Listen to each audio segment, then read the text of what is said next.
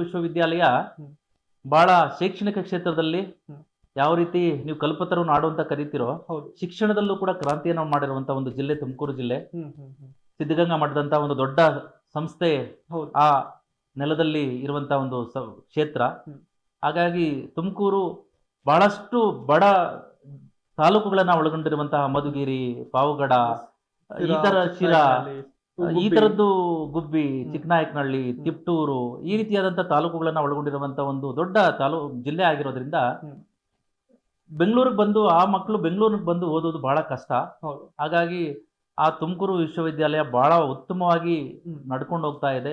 ನನ್ನ ಈ ಹಿಂದಿನ ಅನುಭವವನ್ನು ಸೇರಿಸಿ ಆಮೇಲೆ ಒಳ್ಳೆಯ ಕುಲಪತಿಗಳು ವೆಂಕಟೇಶ್ವರ್ಲು, ಪ್ರೊಫೆಸರ್ ಎಂ ವೆಂಕಟೇಶ್ವರ್ಲು ಅಂತೇಳಿ ಉತ್ತಮವಾದಂತಹ ಕುಲಪತಿಗಳು ಇರುವ ಕಾರಣ ಇಡೀ ಸಿಂಡಿಕೇಟ್ ಮತ್ತೆ ಇಡೀ ಆಡಳಿತ ಮಂಡಳಿ ಒಂದು ಸಮರ್ಪಕವಾಗಿ ಉತ್ತಮವಾಗಿ ವಿಶ್ವವಿದ್ಯಾಲಯವನ್ನು ಕೊಂಡೋಗ್ತಾ ಇದೆ. ಅಂದ್ರೆ ಈಗ ತುಮಕೂರು ನೀವು ಹೇಳ್ದಂಗೆ ಒಂದು ಮೈನ್ ಸ್ಪಾಟ್ ಅಲ್ಲಿ ಯೂನಿವರ್ಸಿಟಿ ಇರೋದ್ರಿಂದ, ಅಂದ್ರೆ ಪಕ್ಕದ ಒಂದು ಜಿಲ್ಲೆಗಳಿಂದ ಇರ್ಬೋದು ಅಥವಾ ಪಕ್ಕದ ರಾಜ್ಯಗಳಿಂದ ಕೂಡ ಬಂದಲ್ಲಿ ಸ್ಟಡಿ ಮಾಡ್ತಿರ್ತಾರೆ. ಸೊ ಇವಾಗ ಏನೆಲ್ಲ ಒಂದು ಅಡಿಷನಲ್ ಕೋರ್ಸಸ್ ಏನೊಂದು ಹ್ಯಾಡ್ ಮಾಡಿದ್ದೀರಾ ಅಥವಾ ಇನ್ನೇ ನಿಮ್ದು ಗೋಲ್ಸ್ ಇದೆಯಾ ಯೂನಿವರ್ಸಿಟಿ ಡೆವಲಪ್ಮೆಂಟ್ ವಿಚಾರದಲ್ಲಿ ಅಂತ? ಅಲ್ಲಿ ಆ ಒಂದು ಯೂನಿವರ್ಸಿಟಿ ಏನಿದೆ, ಆ ಯೂನಿವರ್ಸಿಟಿ ಬಂದು ಮೊದಲು ಪಿ ಜಿ ಸೆಂಟರ್ ಆಗಿದ್ದಂಥದ್ದು. ಬೆಂಗಳೂರು ವಿಶ್ವವಿದ್ಯಾಲಯದ ಪಿ ಜಿ ಸೆಂಟರ್ ಅದೊಂದು ಭಾಗ, ವಿಶ್ವವಿದ್ಯಾಲಯದ ಭಾಗ. ಅಲ್ಲಿದ್ದಂತಹ ಆರ್ಟ್ಸ್ ಕಾಲೇಜು ಮತ್ತೆ ಸೈನ್ಸ್ ಕಾಲೇಜು ಮತ್ತೆ ಪಿ ಜಿ ಸೆಂಟರ್ ಈ ಮೂರನ್ನೂ ಸೇರಿಸ್ಕೊಂಡು 2004ರಲ್ಲಿ ಹೊಸದಾಗಿ ವಿಶ್ವವಿದ್ಯಾಲಯವನ್ನ ಪ್ರಾರಂಭ ಮಾಡಿದ್ದು. ಅದು 21 ವರ್ಷ ಆಯಿತು ವಿಶ್ವವಿದ್ಯಾಲಯ ಪ್ರಾರಂಭ ಮಾಡಿ. ಹೊಸ ಕೋರ್ಸ್ಗಳನ್ನ ಮಾಡೋದಕ್ಕೆ ಅಲ್ಲಿ ಏನಾಗಿತ್ತು, ಸ್ಥಳಾವಕಾಶ ಬಹಳಷ್ಟು ಕೊರತೆ ಇತ್ತು. ನಗರದ ಮಧ್ಯಭಾಗದಲ್ಲಿ ಇದ್ದಿದ್ದರಿಂದ ಸ್ಥಳಾವಕಾಶದ ಕೊರತೆ ಇತ್ತು. 2020ನೇ ಇಸ್ವಿನಲ್ಲಿ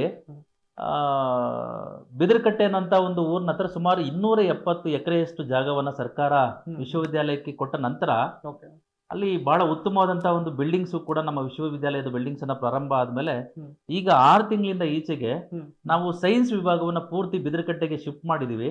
ಅಲ್ಲಿ ಶಿಫ್ಟ್ ಆದ್ಮೇಲೆ ಇಲ್ಲಿ ಸಿಟಿ ಕ್ಯಾಂಪಸ್ ಅಲ್ಲಿ ಸಾಕಷ್ಟು ರೂಮುಗಳು ವೇಕೇಟ್ ಆದ ನಂತರ ನಾವು ಹೊಸ ಹೊಸ ಕೋರ್ಸ್ಗಳನ್ನ, ಯಾಕೆಂದ್ರೆ ಆ ಭಾಗದ ವಿದ್ಯಾರ್ಥಿಗಳು ಕೇವಲ ಬರೀ BA, BCom, BSc, MA, MCom ಇಷ್ಟೇ ತಗೊಂಡೋಗಿ ಮನೇಲಿ ಇಟ್ಕೊಳ್ಳದೆ ಪ್ರೊಫೆಷನಲ್ ಕೋರ್ಸಸ್ ಅನ್ನ ಮಾಡಿ ಅವರು ಉದ್ಯೋಗವನ್ನ ಪಡ್ಕೋಬೇಕು, ಅವರ ಜೀವನಗಳನ್ನ ನಡೆಸಬೇಕು ಅನ್ನೋಂಥ ಒಂದು ಕಾರಣಕ್ಕೋಸ್ಕರವಾಗಿನೇ ಬಹಳ ವಿಶೇಷವಾದಂತಹ ಡಿಪ್ಲೊಮಾ ಕೋರ್ಸ್ಗಳನ್ನ, ಶಾರ್ಟ್ ಟರ್ಮ್ ಕೋರ್ಸ್ಗಳನ್ನ ಮತ್ತೆ ಜಾಬ್ ಓರಿಯೆಂಟೆಡ್ ಕೋರ್ಸ್ಗಳನ್ನ, ಪ್ರೊಫೆಷನಲ್ ಕೋರ್ಸ್ಗಳನ್ನ ಪ್ರಾರಂಭ ಮಾಡಿದೀವಿ.